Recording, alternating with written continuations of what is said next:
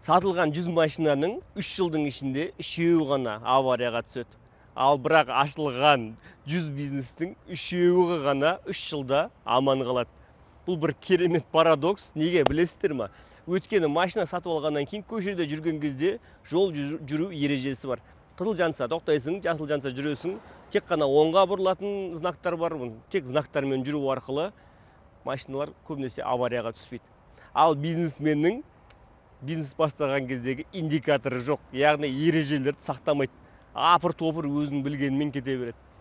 Мен именно осындай бизнесмендерге арналған керемет индикатор жасап қойдым. Общий оборотының қаншасы арендаға, қаншасы налогқа, қаншасын сатушыға, рекламаға жұмсап отырып, именно сенің таза табысын қалтаңа түсіріп, еще бизнесіңді дамытатын нақты құралдары бар ішінде. Егер де сен бизнес болып, миллионер болып, миллиардер болғың келсе, мен саған осы индикатор туралы видеоны жіберем. Ол үшін профилдегі сілтеме арқылы өтіп, сол видеоны көріп кет.